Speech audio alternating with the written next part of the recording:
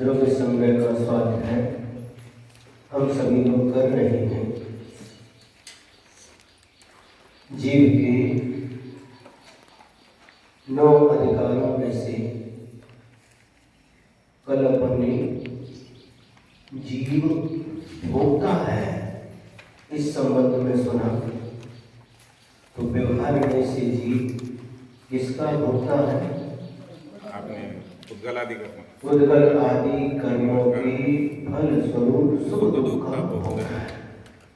और निश्चय से आत्मा अपने शुद्ध भावों का भोगता है। ये गाथा हुई थी। अब इसके बाद में देह सब आत्मा का प्रमाण क्या है, आत्मा कितना बड़ा है, उसका क्या प्रमाण है, यह बताने के लिए आचार्य देव आगे की गाथा बताते हैं। गाथा नंबर 10।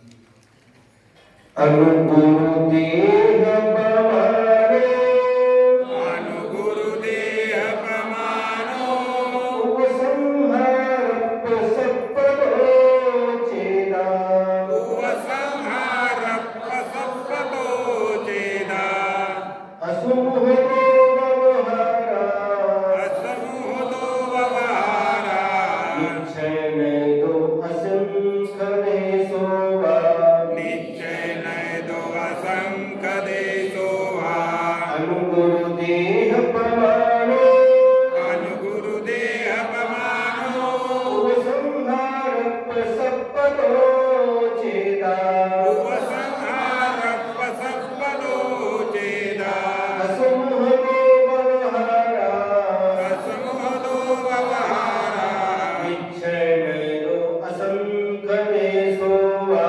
निश्चय नय दो असंख्य देशो वा, अनुगुरु देह पमानो, उपसंहार प्रसप्पदो चेदा, असमूहो व्यवहारा, निश्चय नय दो असंख्य देशो वा।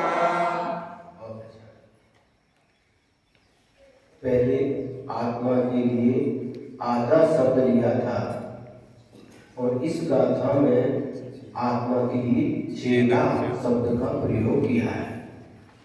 चेदा यानी आत्मा। व्यवहारा यानी व्यवहार करने की अपेक्षा से असमूहतो समुद्घात को छोड़ करके, यानी समुद्घात की अवस्था को छोड़ करके अन्य समय उपसंहारप शब्दों, उपसंहारप शब्दों यानी उपसंहार शब्द यानी विस्तार, उपसंहार यानी संकोच और विस्तार होने के कारण से अनुगुरु देह पमारो, अनुगुरु देह पमारो, अनु माने छोटा, गुरु यानी बड़ा, देह माने शरीर, पमाण यानी प्रमाण वाला होता है। और निश्चय माने निश्चय, नय दो नय की अपेक्षा से, निश्चय नय दो निश्चय नय की अपेक्षा से असंख्य देशों, असंख्यात प्रदेश वाला होता है।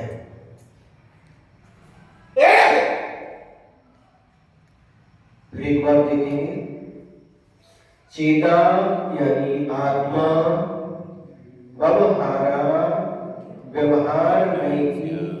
अपेक्षा से असमोहतो समुद्घात की अवस्था को छोड़ करके शेष समय उपसंहारक शब्दों उपसंहार और उपसर्पण, उपसंहार माने संकोच, उपसर्पण यानी विस्तार, इस गुण के कारण से अनुगुरु देह पमानो, अनु माने छोटा, गुरु यानी बड़ा, देह माने शरीर, पमानो यानी प्रमाण वाला होता है, छोटे बड़े शरीर प्रमाण वाला होता है। और निश्चय नहीं की अपेक्षा से असंख्य देशों व असंख्यात प्रदेशी होता है, असंख्यात प्रदेश वाला होता है। यह संक्षेप से इस गाथा का अर्थ हुआ। अब विस्तार से इसका अर्थ समझेंगे। जो व्यवहार नहीं की अपेक्षा से आत्मा का जो प्रमाण बताया है उसमें कहा है समुद्घात को छोड़ करके, समुद्घात का, हाँ पहले भी किसी ने पूछा था, आपने पूछा था क्या?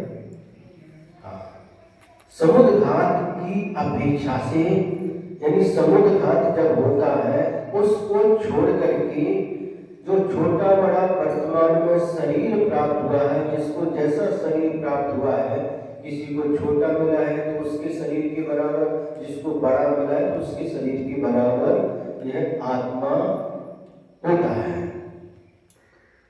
तो समुद्घात क्या है, यह आपका प्रश्न है। और वह समुद्घात कितने प्रकार का होता है, थोड़ा सा अपन उसको समझने का प्रयास करेंगे। तो समुद्घात का मतलब है मरण हुए बिना, क्या? तो सुनिए, मूल शरीर को छोड़ करके, मूल शरीर को छोड़ करके जो आत्मा जाती है उसका नाम मरण होता है। और मूल शरीर को छोड़े बिना आत्मा के प्रदेशों का शरीर से बाहर निकलना, इसका नाम समुद्घात है। क्या कहा? मूल शरीर को छोड़े बिना, मूल शरीर वर्तमान में जो प्राप्त शरीर है, इस शरीर को छोड़े बिना आत्मा के प्रदेशों का शरीर से बाहर निकलना, इसका नाम समुद्घात है। यानी जो आत्मा के प्रदेश शरीर से बाहर निकलते हैं उनका संबंध शरीरगत आत्मा के साथ बना रहता है, शरीर को छोड़ा नहीं।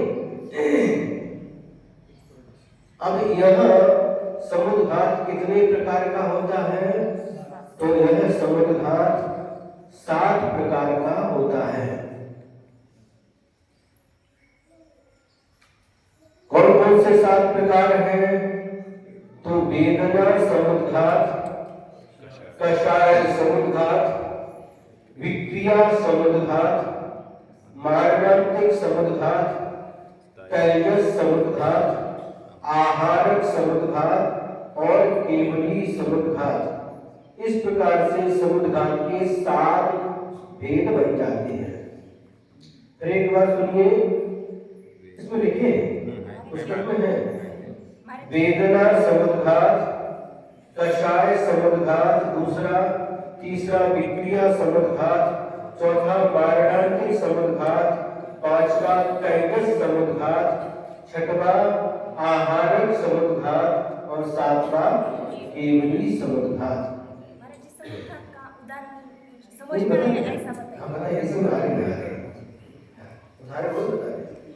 तो सबसे पहला जो वेदना समुद्घात है, जब किसी निमित्त को लेकर के, रोग आदि निमित्त को लेकर के जब बहुत वेदना होती है, बहुत पीड़ा होती है, उस समय आत्मा के प्रदेश शरीर को, जो शरीर है मूल शरीर को, उसको छोड़े बिना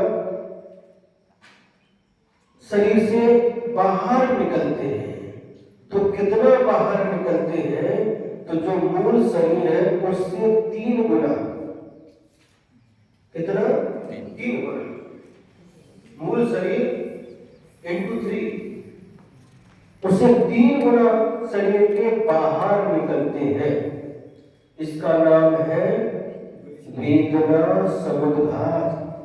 ऐसी भयंकर वेदना होती है, भयंकर पीड़ा होती है। उस अवस्था में आत्मा के प्रदेश मूल शरीर को छोड़े बिना मूल शरीर से 3 गुने प्रमाण होकर के शरीर से बाहर निकलते हैं। इसका नाम वेदना समुद्घात है। तो महाराज जी, जब वो निकलती है तब शरीर कैसे होता है? जैसा है वैसे ही रहेगा। शरीर में कोई अंतर नहीं आता। प्राण नहीं निकलते, प्राण तो वही रहते। वही तो कह रहे हैं ना, मूल शरीर को छोड़ करके आत्मा निकल गई तो प्राण निकल के मरण हो जाता है। यहाँ पर समुद्घात की परिभाषा क्या है? मूल शरीर को छोड़े बिना आत्मा के पूरे प्रदेश नहीं निकलती। मूल शरीर से उनका संबंध है, मूल शरीर को छोड़े बिना जो आत्मा के प्रदेश शरीर से बाहर निकलते हैं उसका नाम समुद्घात है। और मूल शरीर को छोड़ करके निकल गए तो मरण हो गया। तो ये वेदना समुद्घात हुआ। दूसरा है कषाय समुद्घात। कषाय कितनी होती है? 4। क्रोध, मान, माया, लोभ। किसी भी कषाय को निमित्त बना करके तो तीव्र कषाय आती है, तीव्र कषाय का उदय होता है।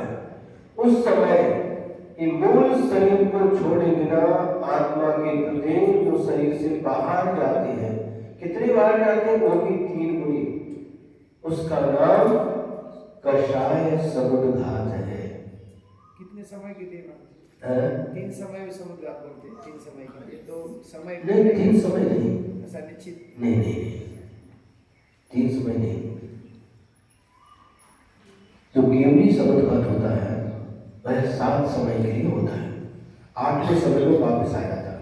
आत्मा के प्रदेश बाहर को वापस आ जाता है, केवली समुद्घात के लिए। तो क्रोध आदि तीव्र कषाय के उदय से इस मूल शरीर को छोड़े बिना आत्मा के प्रदेशों का शरीर से बाहर 3 गुने तक जाकर जाना, इसका नाम है कषाय समुद्घात। अब तीसरे नंबर का है विक्रिया समुद्घात।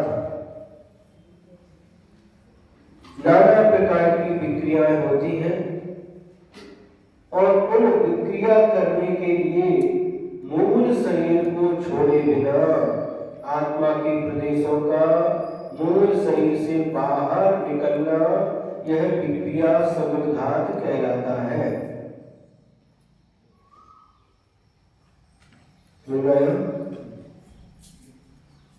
कई प्रकार की विक्रिया होती है।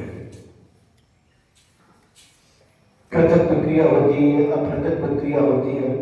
नारकी भी विक्रिया करते हैं, और देव भी विक्रिया करते हैं। और विशेष जिनको रिद्धि प्राप्त है, ऐसे रिद्धिधारी मुनिराज भी विक्रिया रिद्धि के धारक होते हैं, उनके द्वारा भी विक्रिया होती है। तो विक्रिया समुद्घात की परिभाषा क्या हो गई? विभिन्न प्रकार की विक्रिया करने वाले मुनि महाराज, जो मुनि महाराज या देवराय की जो भी है, वो मूल शरीर को छोड़े बिना उनके आत्मा के प्रदेशों का शरीर से बाहर निकलना, यह विक्रिया समुद्घात कहलाता है। मरणांतिक समुद्घात मरने के पहले जहां जन्म लेना है उस स्थान को, इस शरीर को, मूल शरीर को छोड़े बिना आत्मा के प्रदेश जाकर के जहां जन्म लेना वहां पर स्पर्श करके वापस आ जाते हैं, इसका नाम मरणांतिक समुद्घात है। ये सबका होता है, ऐसा कोई वर्णन नहीं देता। तेजस समुद्घात, तेजस समुद्घात यह दो प्रकार का होता है, शुभ तेजस और अशुभ तेजस। कितने प्रकार का? शुभ तेजस समुद्घात और अशुभ तेजस ये भी वृत्ति होती है। तो यह जो शुभ तेजस होता है वह जीवों का उपकार करने के लिए, जहाँ दुर्भिक्ष है, अकाल पड़ा है, महामारी फैली है, वैसे तेजस वृत्तिधारी जो मुनि महाराज रहते हैं उनके दाहिने कंधे से सफेद वर्ण का एक पुतला निकलता है और सारे के सारे 12x9 योजन में जहां तक अकाल पड़ा है, दुर्भिक्ष है, महामारी फैली है, वहां पर स्पर्श करके आते हैं तो वहां की महामारी समाप्त हो जाती है, दुष्काल समाप्त हो जाता है। यह शुभ तेजस कहलाता है। यह भी मूल शरीर को छोड़े बिना। फिर एक बार सुनिए, जिन मुनि महाराज को तेजस वृद्धि प्राप्त होती है, यह तेजस दो प्रकार का होता है, शुभ और अशुभ। शुभ तेजस जब दुर्भिक्ष है, अकाल है, महामारी है, ऐसी दशा में मुनि महाराज की करुणा दया से उनके भाव भीग जाते हैं और उस समय दाहिने कंधे से सफेद वर्ण का पुतला निकलता है जिसको तेजस समुद्घात कहते हैं और जाकर के पुणे में सुभिक्ष करके आ जाता है। दुर्भिक्ष समाप्त हो जाता है, महामारी समाप्त हो जाती है। और जो अशुभ तेजस होता है वह बाएं कंधे से लाल वर्ण का, सिंदूर के वर्ण का लाल कलर का एक पुतला निकलता है और वह जाकर के उस पूरे इलाके को भस्म करके आता है और वापस आकर के जिनके कंधे से निकलता है वापस चला जाता है और इन मुनिराज को भी भस्म कर देता है। इसको कहते हैं अशुभ तेजस। उदाहरण द्विपायन मुनि। तो ये क्यों निकलता था महाराज जी अशुभ? है? अशुभ वाला क्यों निकला था? क्यों निकला था? क्रोध आ गया था। हाँ। पूरे इसको द्वारिका को भस्म कर दिया तो उनको अशुभ कर्म का बंध हुआ होगा। क्यों नहीं होगा? तो महाराज है कि पहले तो उन्होंने सब कुछ सहन किया। हाँ? क्या हुआ था, क्यों निकला था, थोड़ा संक्षेप में समझेंगे।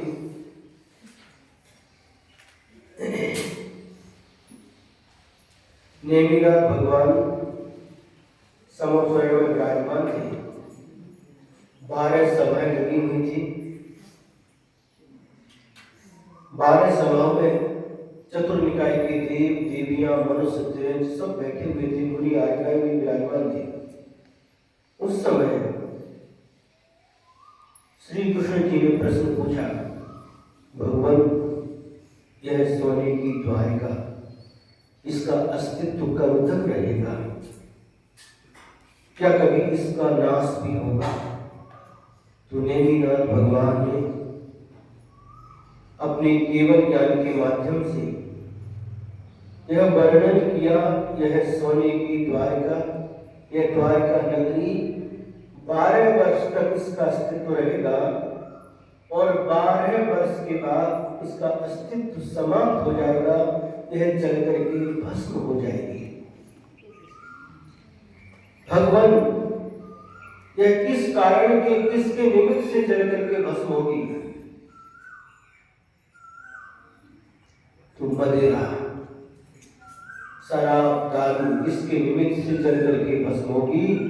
और इसके भस्म होने का निमित्त कौन बनेगा? द्विपायन। द्विपायन उस समय मुनि नहीं थे, श्रावक थे। वह भी भगवान के समोसर में यह बात सुन रहे थे। जब उन्होंने सुना, अरे मेरे द्वारा इतना अनर्थ होगा, मेरे द्वारा द्वारका जल करके भस्म हो जाएगी। नहीं नहीं भगवान, मेरे द्वारा अनर्थ नहीं होना चाहिए। और और यह विचार करके वस्त्र आभूषण का त्याग किया, केशरोच किया, 28 वर्गों को धारण करके दिगंबर मुनि दीक्षा ले ली। और मुनि दीक्षा लेकर के यत्र तत्र विहार करने लगे। घोर तपस्या की फलस्वरूप उन्हें तेजस वृद्धि की प्राप्ति हो गई। वृद्धि की प्राप्ति सामान्य व्यक्ति को नहीं होती, विशेष तपस्वी मुनि महाराज को होती है। उनको तेजस वृद्धि की प्राप्ति हो गई। धीरे धीरे करके महीने के बाद महीना, वर्ष के बाद वर्ष निकलते गए और जब 12 वर्ष पूर्ण हो गए, अब दीपायन मुनि के मन में विचार आया, 12 वर्ष पूर्ण हो गए, चल करके देखना चाहिए कि द्वारिका का क्या हाल है। लेकिन उस समय जो अधिक मास था, अधिक मास होता,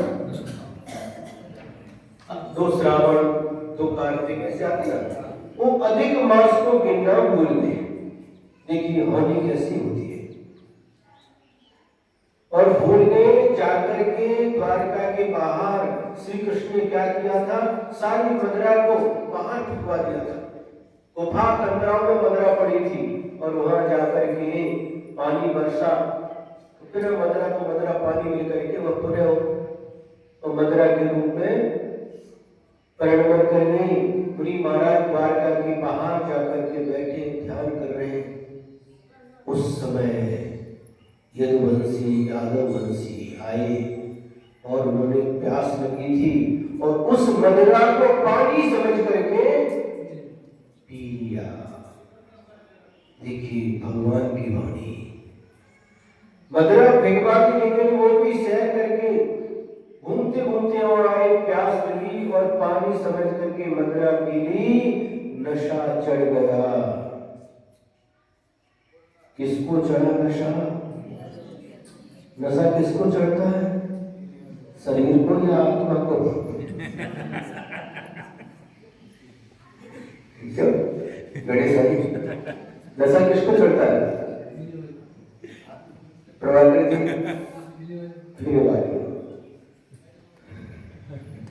उस दशा में आकर के जो मदहोश होता है, कौन? शरीर के आत्मा, बोलो, शरीर होता है। नशा किसको चढ़ा? उसका प्रभाव किसके ऊपर पड़ा? आत्मा के ऊपर पड़ा। शरीर ने शराब को पिया है, लेकिन उसका अनुभव कौन कर रहा है? शरीर लड़खड़ा रहा है, पैर कहीं डालते कहीं पड़ता, देखा? कई बार जा करके नाली में गटर में भी जाकर के गिर जाते।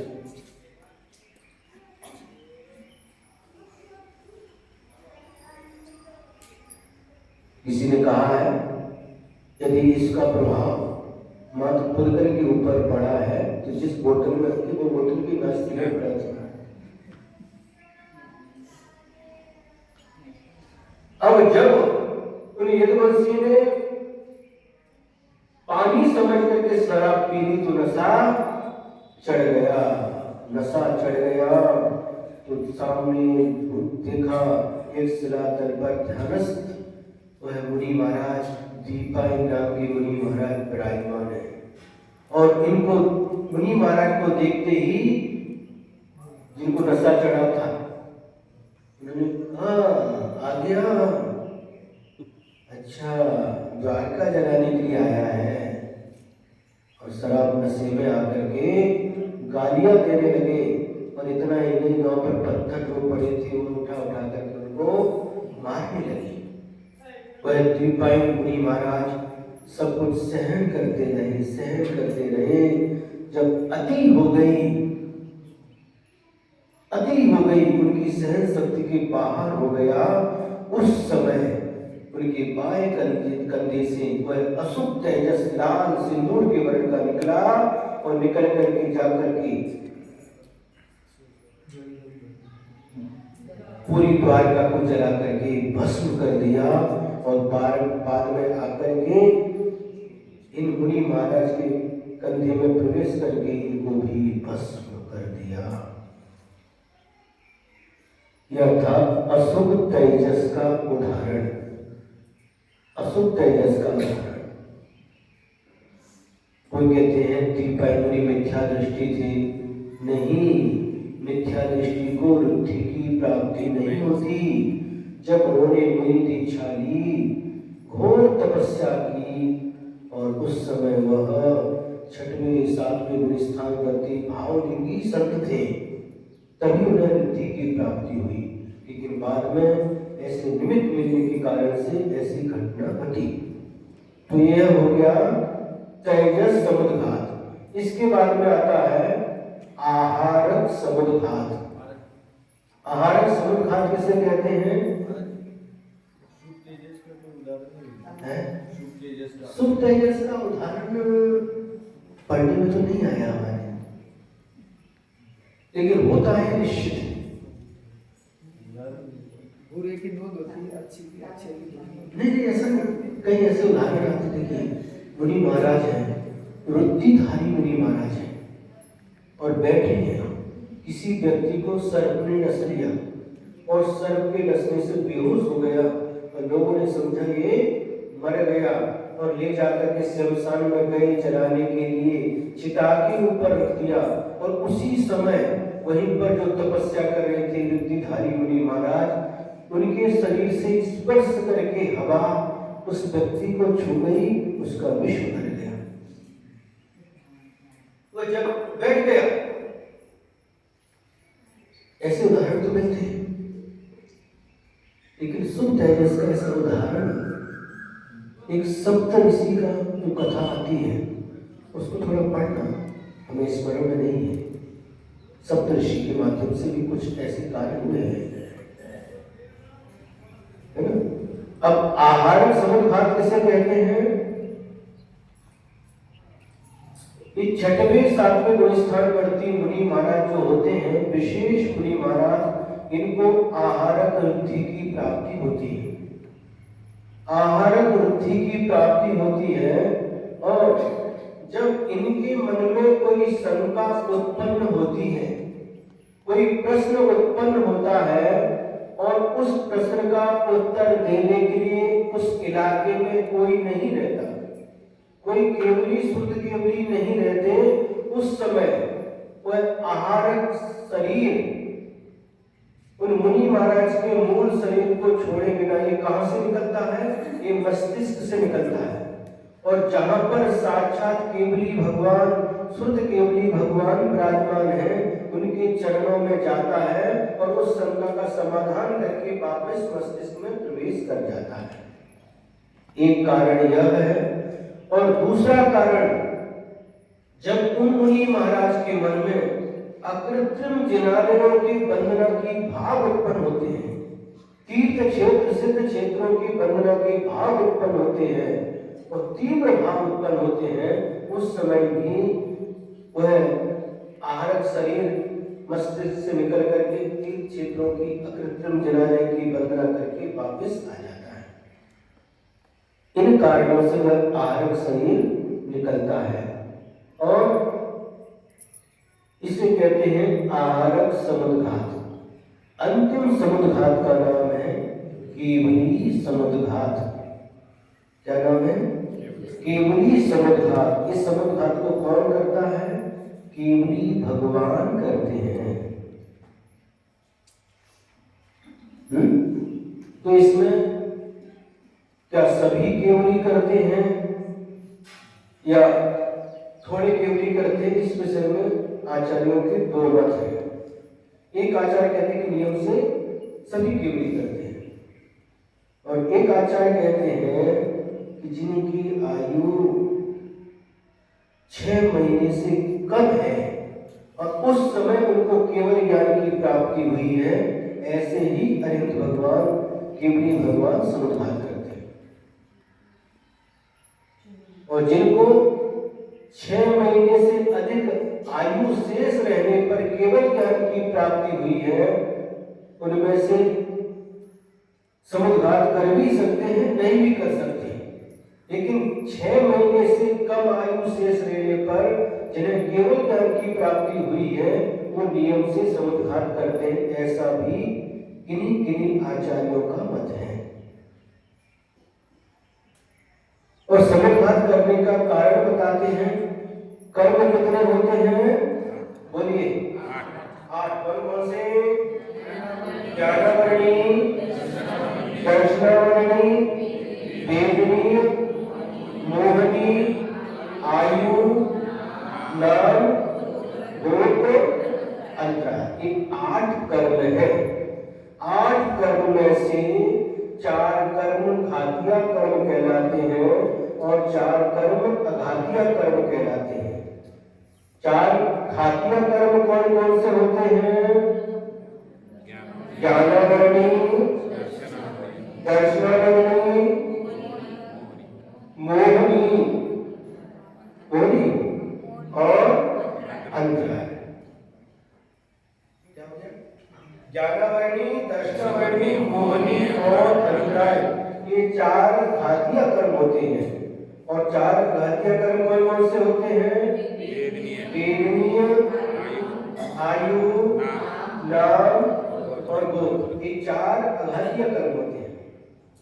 ठीक है, तो 4 घातिया कर्मों का नाश करके केवल ज्ञान की प्राप्ति होती है। अरिहंत भगवान बन जाते हैं। अरिहंत भगवान के 4 घातिया कर्मों का संपूर्ण रूप से नाश हो जाता है। अरिहंत भगवान के पास कितने कर्म बचे? 4 अघातिया कर्म। अब 4 अघातिया कर्मों में से जो उनकी आयु कर्म यदि कम है और शेष 3 अघाती वेदनी, नाम और गोत्र, इनकी स्थिति अधिक है। आयु कर्म की स्थिति कम है और इन 3 वेदनी, नाम और गोत्र 3 अघातिया कर्मों की स्थिति अधिक है, तो उस समय उन 3 कर्मों की स्थिति आयु कर्म के समान करने के लिए केवली भगवान समुद्घात करते हैं। ठीक है, अब एक केवली समुद्घात जो आपने कहा ना, इसके 7 समय होते हैं।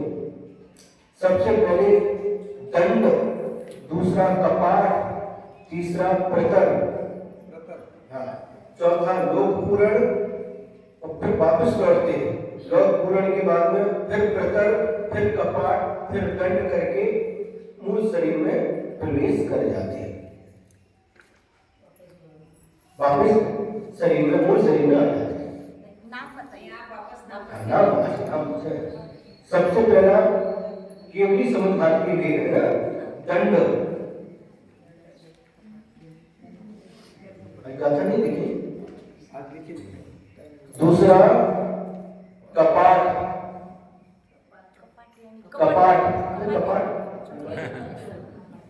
बताइए। तीसरा प्रतर,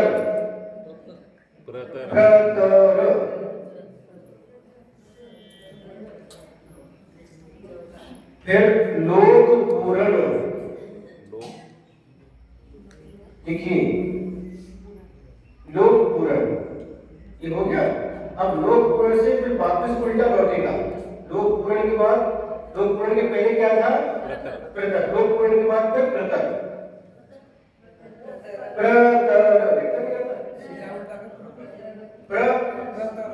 मालूम है? प्रतर 5 नंबर फिर प्रतर। प्रतर के पहले क्या था? कपाट। फिर 6वें नंबर पर कपाट, फिर 7वें नंबर पर दंड और 8वें समय में मूल शरीर में प्रवेश कर जाता है।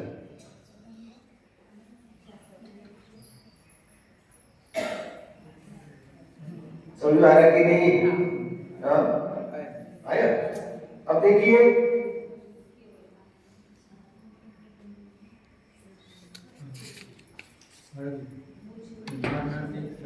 अभी बाढ़ की गया, क्योंकि तो बड़ा चल जिस समय जो प्रश्न है वही नहीं तो अस्वस्थ हो जाता। जो प्रसंग चल रहा है उसी के अनुसार तेजस समुद्घात में कंधे से निकलता है। तेजस समुद्रार्थ में पुतला कंधे से निकलता है, आरक में मस्तिष्क से निकलता है, तो केवल में और बाकी समुद्रार्थ में सर्वांग से निकलता है, सर्वांग और बाकी पूरे शरीर से आत्मा के प्रदेश निकलता है। महाराज जी केवली भगवान को ये क्यों निकलना पड़ता है, किस वजह काय के लिए ये निकलना आपने क्या सुना अभी? आपका ध्यान किधर था? लिखने में रह गया? नहीं, जैसे भी पहले हमने बताया था, 4 अनाज्ञा कर्मों में से जिन जीव की आयु कर्म कम है और नाम वेदनी नाम और बोध की स्थिति अधिक है, तो उनकी स्थिति आयु कर्म के बराबर करने के लिए समुद्धार करते हैं। ध्यान से सुनिए, अभी एक बार कोई लिखेगा तो दूसरा फिर कोई प्रश्न पूछेगा तो क्या होगा? समझ आ रहा है? हाँ, तो ये अब देखिए आत्मा के प्रदेश, सुनिए, जहां पर वह केवली भगवान विराजमान है, चाहे वो खड्गासन में है या पद्मासन में है, उस समय उनके शरीर से आत्मा का प्रदेश दंड के आकार में पूरा, कितने राजू लोग कितने प्रमाण है?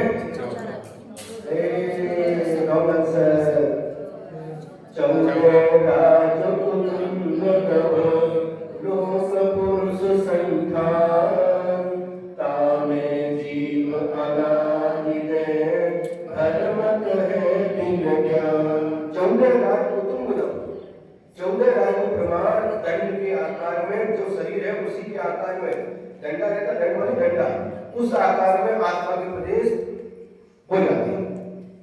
इसके बाद में दूसरे समय में ही दंड के बाद कपाट, जैसे कपाट खुलता ना,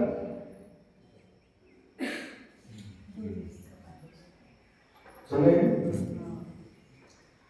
तो यदि पूर्वामुखी है, पूर्व दिशा की तरफ मुंह करके केवली भगवान बैठे हैं, तो उनके कपाट किधर बढ़ेंगे, आत्मा प्रदेश किधर जाएंगे? उत्तर दक्षिण। कपाट ऐसे बनता क्या? कपाट ऐसा कैसा बनेगा? ऐसा उत्तर दक्षिण में जाती है। यदि उत्तर दिशा में मुख करके केवली भगवान बैठे हैं, तो उनके कपाट आत्मा प्रदेश पूर्व दक्षिण ऐसे बोलेंगे, आत्मा प्रदेश इसमें फैल जाएंगे। इसके बाद में प्रतर में वलयों को छोड़ करके वह आत्मा के प्रदेश फैल जाएंगे और अंत में पूरे लोकाकाश में आत्मा के प्रदेश फैल जाते हैं, उसे कहते हैं लोक पूर्ण। फिर लोक पूर्ण होने के बाद में दूसरे समय वापस प्रतर में आएंगे, फिर जो पहले ना प्रतर में आ गए, प्रतर के बाद फिर कपाट के रूप में आ गए, कपाट से वापस कपाट बंद कर दिया तो दंडाकार हो गया और वापस दंडाकार से मूल शरीर में प्रवेश कर गया। वेदनीय नाम गोत्र और जो आत्मा के प्रदेश पूरे 3 लोक में फैल रहे, उसका और इसका क्या संबंध है? अभी वो तो कर्म की स्थिति कम कर रहे हैं ना, पूरे लोक में फैलने से क्या होगा? उसकी विधि है, उसकी विधि समुद्रात की विधि है। उससे वो कर्म को क्या फर्क पड़ेगा? नहीं फर्क पड़ेगा, ये जो शास्त्रों में लिखा है हम उसी के अनुसार से बता पाएंगे। साथ में आचार्य में लिखा है, उसका कारण क्या है? उसका कारण ये है, उससे वो कर्म कम हो जाएगी। उसकी परिभाषा ये बताई है, शेष 3 घातिया कर्मों की स्थिति अधिक होने पर, आयु कर्म की स्थिति अधिक होने पर, उन आयु कर्म के बराबर तीनों कर्मों की स्थिति बनाने के लिए समुद्घात करते हैं। वो जीव की तभी लिखा है।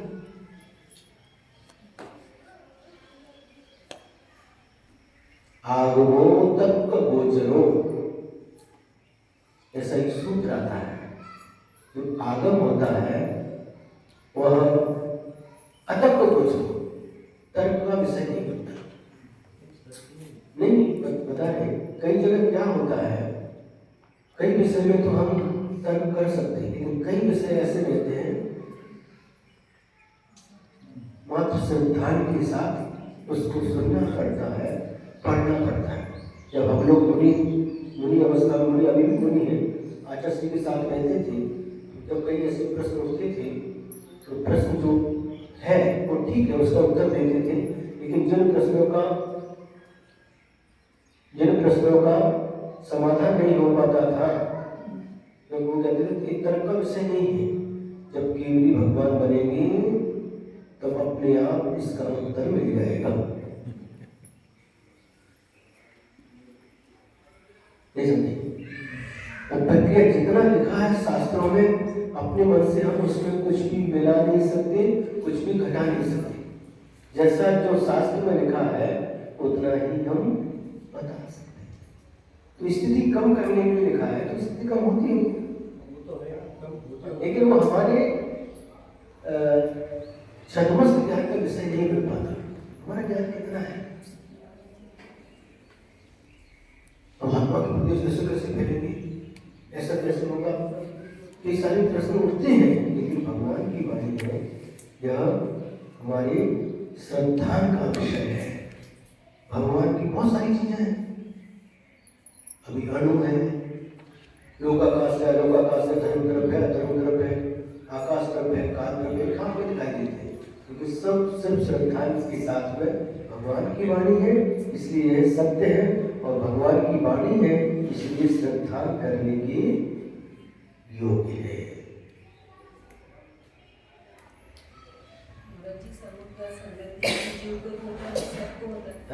समुद्घात सारे जीवों को होता है कि सिर्फ समय दृष्टि? नहीं, ऐसा नहीं। देखिए, जो मानसिक समुद्घात है, वेदना समुद्घात है, कषाय समुद्घात है, ये सभी को हो सकता है ना।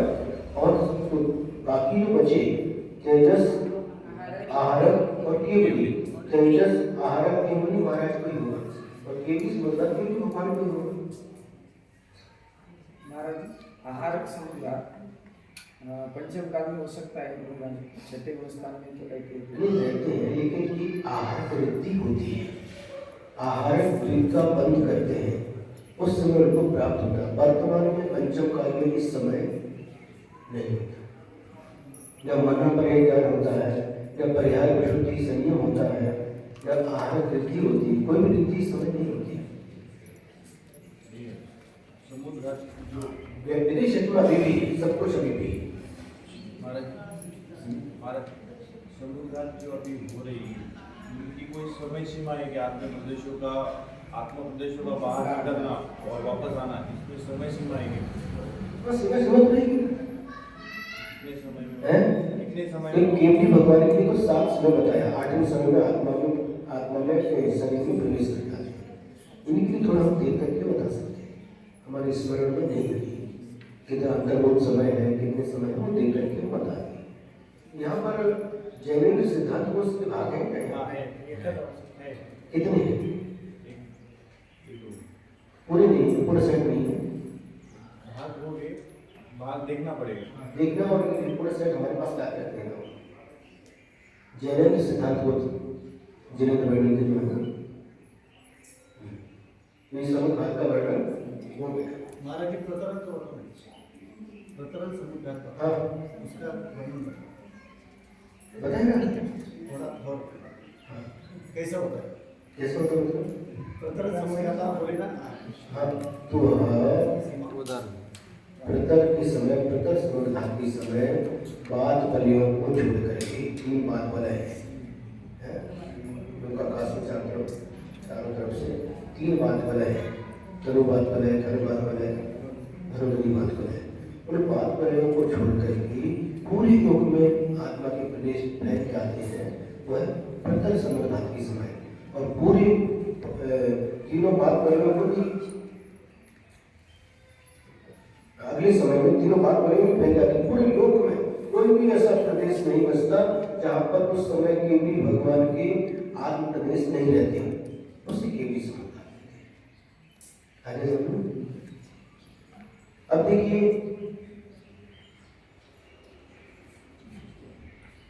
यहाँ पर जो कहा गया है समुद्घात का, तो समुद्घात जिस समय नहीं करता उस समय यह आत्मा जो वर्तमान में शरीर प्राप्त हुआ है उसकी प्रमाण रहता है। अनु गुरु देह प्रमाणो, अनु माने छोटा और गुरु माने बड़ा, जो भी शरीर जिसको प्राप्त है उसके बराबर आत्मा के प्रदेश रहते हैं। महाराज जी, प्रत्येक आत्मा का होता है ये समुद्र? आपको 3 बार हमने इसका उत्तर दे दिया है। दुनिया में जितने लोग सबको है। कुछ इसकी क्वालिटी है क्या बोल रहे हैं? कौन सा समुद्र के बारे में बात कर रहे हैं? सारे सातों के साथ सातों की बात कर रहे हैं आप। ये भी समुद्र से केवल भगवान को होगा, आहार समुद्र से आहार व्यक्ति राय महाराज को होगा, जैसे समुद्र जैसे स्थिति वालों को ही होगा, सबको कैसे होगा? सभी को कैसे होगा? मारणांतिक हो सकता है। बाकी जो बचे हैं, एक वेदना है, कसाय है, पृथ्वी वाला पृथ्वी वाला को होगा, मारणांतिक कसाय और वेदना जिनको सभी को नहीं होगा, जिसको कसाय वाले उन्हीं को होगा, जिनको वेदना होगी उनको होगा। ऐसा सभी के सभी नहीं होते, किसी को होता है। अब देखिए अनुगुरु देह प्रमाण जो कहा है, असंमोहतो माने समुद्घात को छोड़कर की बाकी अवस्था में, समुद्घात का पढ़ा आपने सुन लिया, समुद्घात के समय क्योंकि शरीर के बाहर आत्मा के प्रवेश करते हैं, बाकी समय में यह आत्मा शरीर जो छोटा बड़ा शरीर प्राप्त हुआ है उसके बराबर रहता है। किसी को हाथी का शरीर मिला है तो उसके आत्मा के प्रदेश हाथी के बराबर, शरीर के बराबर।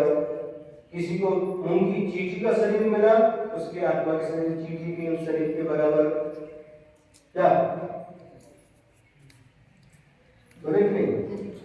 जिनको कास्कीवाद का शरीर मिला, तो कास्कीवाद जैसा शरीर मिला उसके बराबर। तो शरीर दादी जिसको नारकी शरीर मिला तो उस नारकी के शरीर के बराबर, जिसको देव का शरीर मिला उसको देव के शरीर के बराबर, घोड़े का शरीर मिला घोड़े के शरीर के बराबर।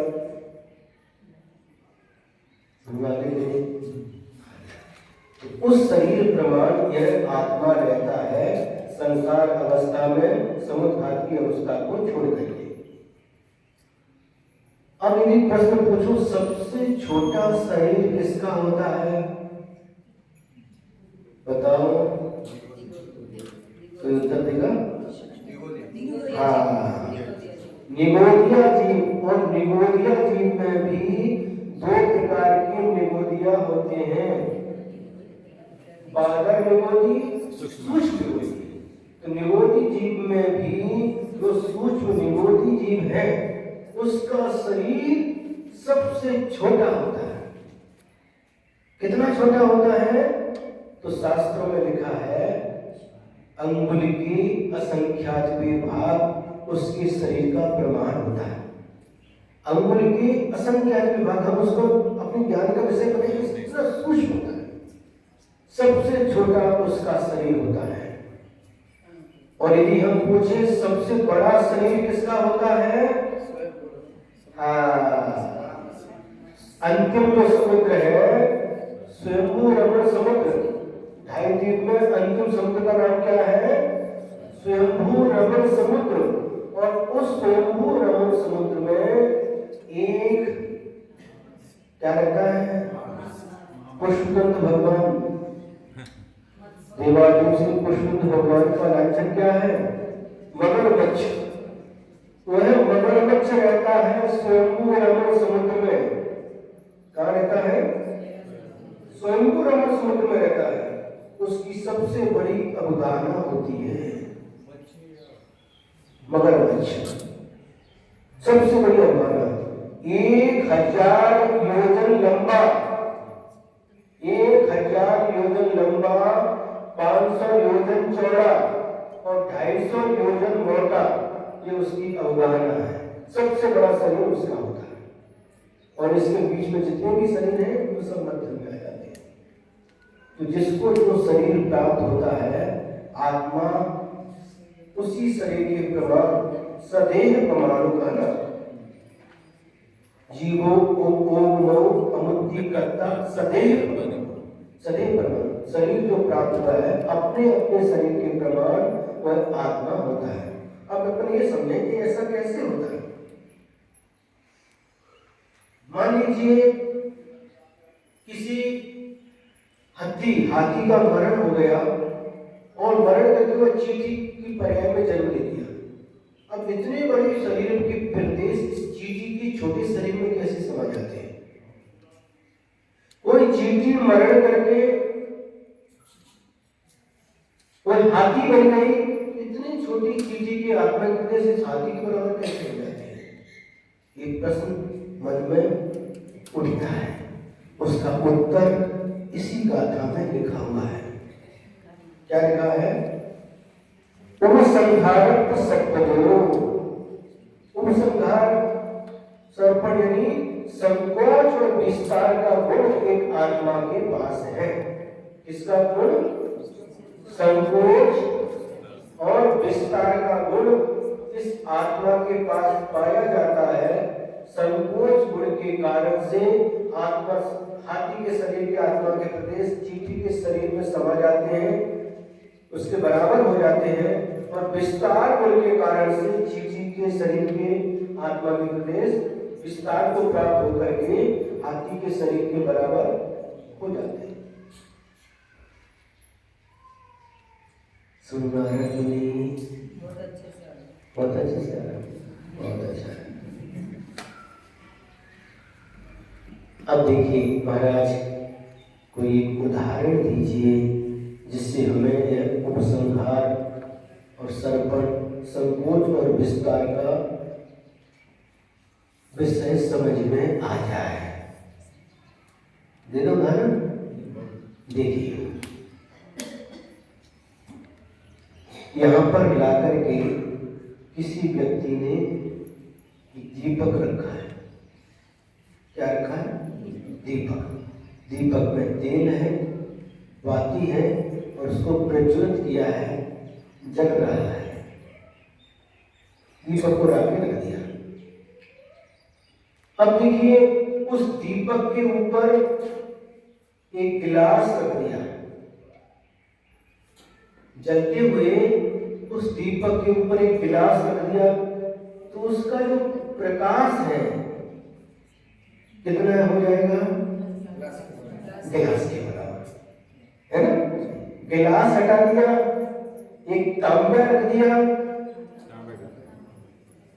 उसका प्रकाश कितना होगा? उसका विस्तार तांबा के बराबर विस्तार हो रहा है, छोटे से ज्यादा है। अब उसको हटा करके, तांबा को हटा करके, लोटे को हटा करके एक बाल्टी बकेट रख दी। अब उसका प्रकाश बाल्टी के बराबर होगा, फैलता है, विस्तार को प्राप्त हो रहा है। जैसा भी हम पात्र, जैसा भी बर्तन उसके ऊपर रखेंगे, टैंक रख दिया तो टैंक के बराबर उसका प्रकाश फैल जाएगा। अब टैंक हटा करके एक छोटी सी बाटी, कटोरी रख दी उसके ऊपर। अभी कौन सा उदाहरण? ये विस्तार का उदाहरण था। अब टैंक का बड़ा होकर के छोटी सी कटोरी रख दी, ये संकोच हो गया, उसका प्रकाश उस कटोरी के बराबर हो जाएगा। और उसको सब कुछ हटा दिया तो जिस रूप में रखा है उस रूप के बराबर उसका प्रकाश फैल जाएगा। समझ आया कि नहीं? उसी प्रकार से आत्मा के पास संकोच और विस्तार का गुण पाया जाता है। इस गुण के कारण से यह आत्मा जिस शरीर को धारण करता है उस शरीर के प्रमाण ही इसमें आत्मा के प्रदेश हो जाते हैं। छोटे शरीर से बड़े शरीर को जाता है तो आत्मा के शरीर विस्तार को प्राप्त हो जाते हैं, और जब बड़े शरीर से छोटे शरीर में जन्म लेता है तो वह आत्मा के प्रदेश संकुचित हो जाते हैं, संकोच को प्राप्त हो जाते हैं।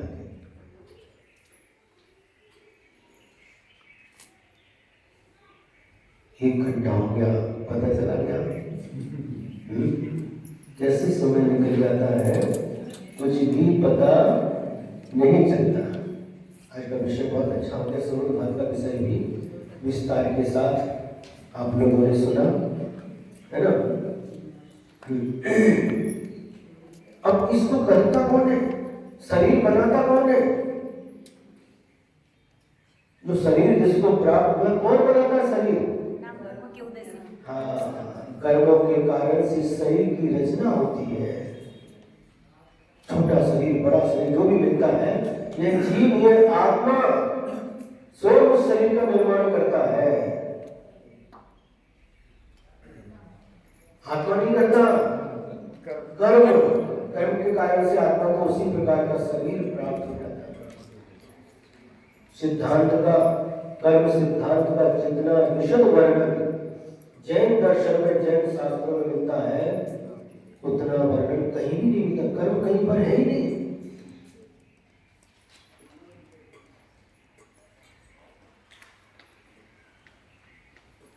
दूसरे इसमें मानते ही नहीं, दूसरे इसमें मानते ही नहीं। जो है वो क्या मानते? कुछ नहीं, कर्म पर कुछ नहीं होते। यावत जीवे सुखम जीवे ऋणम कृत्वा कृतम पिबे भस्मीभूतस्य देहस्य पुनरागमनः। तो पुनर्जन्म को मानते ही नहीं। यावत जीवे सुखम सुखा जीवे, जब तक जीना सुख से जियो। ऋणम कृत्वा कृतम पिबे, ऋण लेकर के घी पियो, खाओ मत। उन्होंने लिखा इसको, ऋणम कृत्वा, ऋण लेकर के उधार लेकर घी पियो, भस्मीभूतस्य देहस्य, ये देह तो भस्मीभूत हो जाएगी, पुनरागमनः, ऋण कौन चुकाने वाला? छोड़ दो। हाँ, किसने लिखा? किसी का लिखा। ये शरीर जल करके भस्म हो जाएगा, शरीर भस्म, सब कुछ भस्म, बस खत्म। इसके बाद कोई पुनर्जन्म नहीं, कुछ नहीं।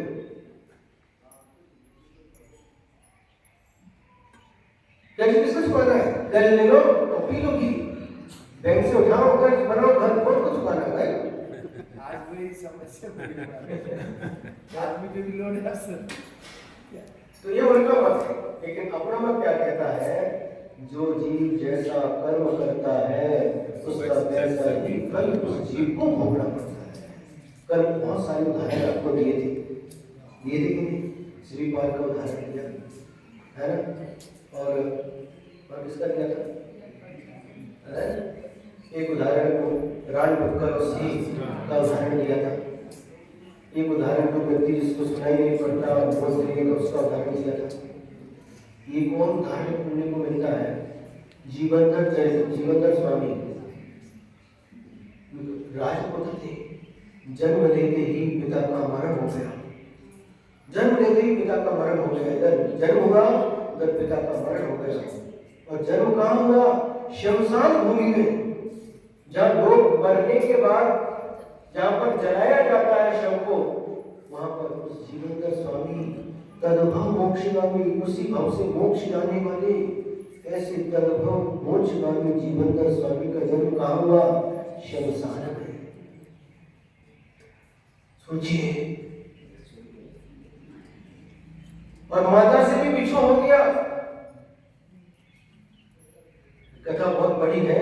लास्ट में जीवनधर स्वामी को बहुत ही कथा के अंत में एक मुनि महाराज मिले, अवधि ज्ञानी मुनि महाराज। भगवान, मैंने ऐसा कौन सा पाप किया था जिस कारण से मेरे जन्म लेते ही इस शरीर के जन्मदाता जनक पिता का मरण हो गया, और मां से भी वियोग हो गया मुझे, दूसरे के यहाँ मेरा पालन पोषण हुआ।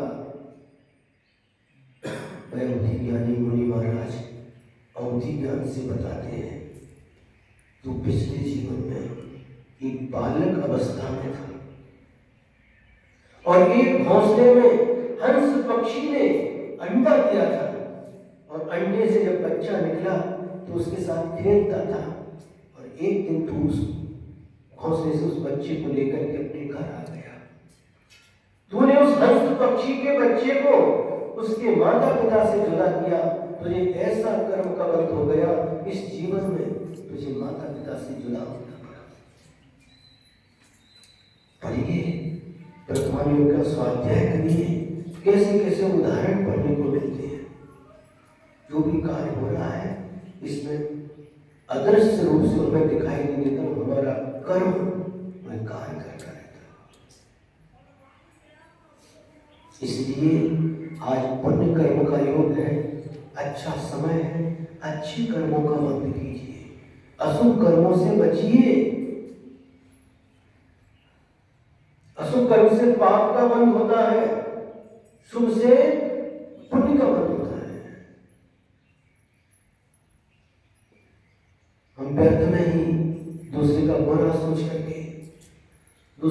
अहित सोच करके बोल करके बुरा करके पाप का बंद करते हैं।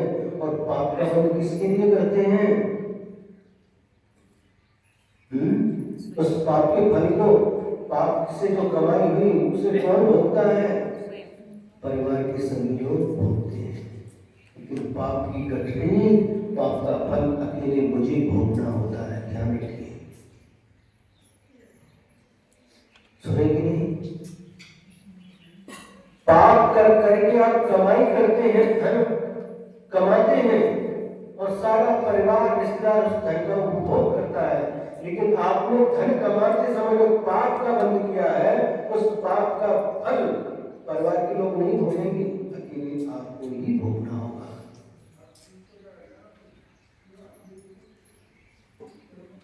सुने, सारे के सारे चेहरे स्तब्ध हो गए।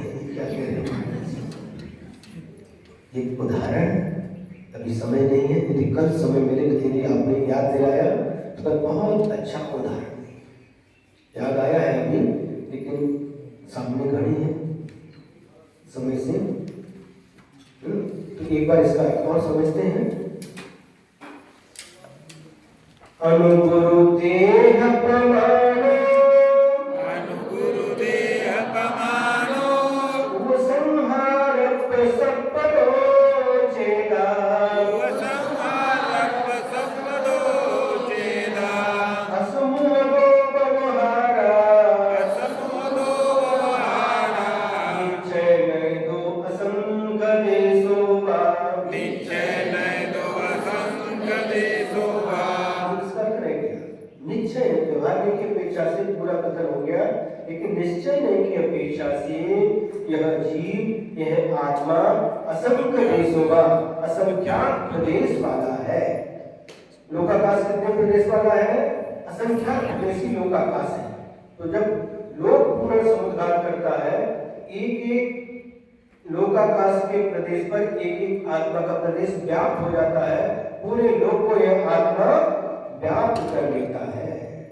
तो आत्मा कितना निश्चय नहीं की अपेक्षा से असंख्यात प्रदेशी है, असंख्यात प्रदेश वाला है। और व्यवहार में की अपेक्षा से समुद्र को छोड़ करके जिस जीव को जैसा छोटा बड़ा शरीर प्राप्त हुआ है, वह उसके वर्तमान में प्राप्त शरीर के प्रमाण वाला है, परिमाण वाला है।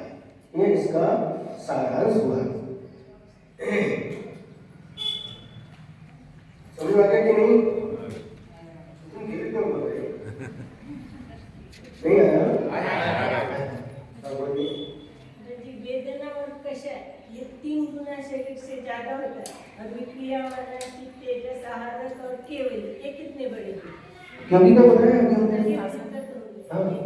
और आहारक का ये बताया, आहारक वृत्तिधारी मुनि महाराज के मन में जो शंका उत्पन्न होती है, सुनिए सुनिए ना, तो वही आत्मा के प्रदेश वहां तक जाती है। 3 गुने बाहर जाते हैं, वेदना में और कषाय में। लेकिन जो आहारक शरीर होता है, तो जहां पर केवली भगवान विराजमान है वहां तक जाएगा। जब मन में शंका उत्पन्न, मतलब यहाँ भरत क्षेत्र में गिरी मुनि महाराज के मन में शंका उत्पन्न हो गई। उस समय यहाँ पर कोई तीर्थंकर नहीं है, कोई केवली नहीं है, कोई शुद्ध केवली नहीं है जिनसे शंका का समाधान प्राप्त किया जा सके। उस समय जो विदेश क्षेत्र में विराजमान तीर्थंकर भगवान, अरिहंत भगवान है, वहां तक ये मुनि महाराज के आत्मा वहां तक जाएंगे। और जब अकृत्रिम चैत्यालय के वंदना के भाव उत्पन्न हुए, तो जहां पर चैत्यालय है वहां तक जाएंगे, अकृत्रिम प्रतिमाओं के दर्शन करके आएंगे, है ना। और जब तीर्थ क्षेत्र की वंदना के भाव हो गए, मानो समित शिखर की वंदना के भाव हो गए, तीव्र भाव हो गए, उसी समय यहाँ से समित शिखर तक क्या गया, उत्तर इसका प्रमाण होता है। तो आहारक में वो जो मुनिराज है उनके शरीर प्रमाण जाएंगे ना, वही वैसा ही पुतला निकलेगा। आहारक जैसे मुनिराज है, नहीं, एक सही एक हाथ प्रमाण होता है, शायद जाकर हमें ध्यान में एक हाथ प्रमाण ऐसा हमें ध्यान में। तो आप इसलिए हम बड़े जैन सिद्धांत को उसकी बात हमारे पास रखते हैं। असल में क्या होता है, तो विषय बार बार आता रहता है, वो स्मृति में बना रहता है। तो बहुत ही बात कहते हैं और हम बिना प्रमाण के बोलेंगे तो हम सही में गलत है उसके हो जाएगा। जब हमें पक्का हमें निर्णय होगा उसी समय हम बोल सकते हैं। इसलिए आप इतनी व्यवस्था करिए, जैन सिद्धांत उसके 5 भाग तो एक छठवा भाग उसके अनुक्रमण करके हमारे पास इसकी व्यवस्था है। यहाँ पर नहीं हो शांतिनाथ मंदिर है, चंद्रपुर मंदिर है, कहीं पर भी हो तो ये क्या करके जब तक हमारे पास रखिए, बाद में आप अपने लेकर के जाइए। आगे समझ में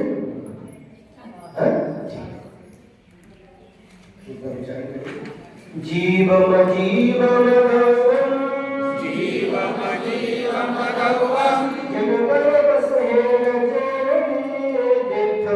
जिनवर वसेन जेन नीदितं देविंद विंदवंदं देविन्द विन्दवन्दं वन्दे तं सर्वदा शिरसा वन्दे तं सर्वदा शिरसा जीवो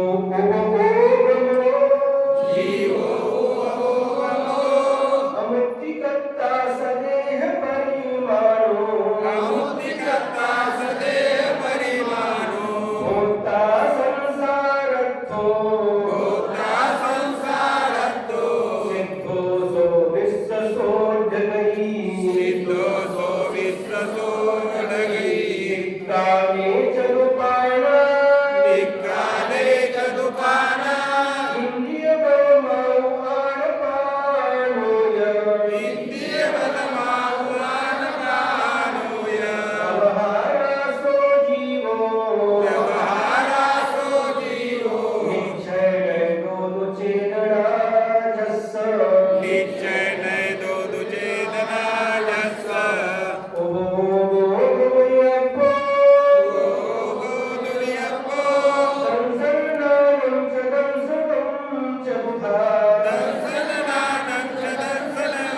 च दुरा चक्षु अचक्षु ओहि चक्षु अचक्षुहि संसर्मद केवलं नेयम् दर्शनमद केवलं मेयम् नामम् अट्टवियप्पम् ज्ञानमष्टव्यप्पम् मनसुतो हि अनाननानि मधुसुतो ह्यनानानि मनपच्चे केवलमयि मनपज्य केवलमयि तच्छक्खपरोक्षभेयं च वचक्कपरोक्षभेयं च अर्थचरुणानदंसम् सामन्नं जीवलक्षणं भणियम् सामान्यं जीवलक्षणं गणीयम् भवहारा शुद्धनया व्यवहाराशुद्धनया शुद्धं पुनर्दर्शनं नानम् शुद्धं पुनरसनं नानम् वन्नरस पञ्चगन्धा वर्णरसपञ्चगन्धा गोभासा अट्टनिच्छया जीवे लोकासाट्टनिश्चया जीवे यो सन्ति अमूर्तितरो सत्यमुत्तिकरो भवहारा मूर्तिगन्धारो व्यवहारमूर्तिबन्धादो उद्गलकम्मादीनम् उग्गलकम्मादीनं कर्ता भवहारबोधुनीच्छेदो कर्ता व्यवहारतो दुरीचयदो चेदड़